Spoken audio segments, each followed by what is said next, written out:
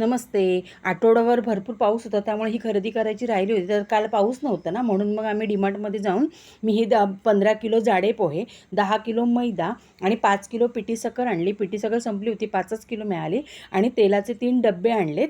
ही एवढी खरेदी केली आहे. आणि आज ना मी ट्रॉली माझ्या घरातले जे ट्रॉलीचे दरवाजे आहेत ना, ते सगळे स्वच्छ करून घेतलेत. कारण नंतर मग ते तेलाचे पदार्थ केल्यानंतर आणखी घाण होणार आणि दसरा पण आहे.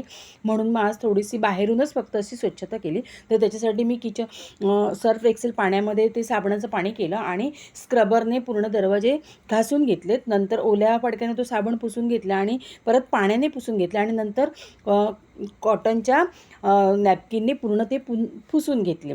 अशा प्रकारे पूर्ण मी साफसफाई ही करून घेतली. थँक्यू.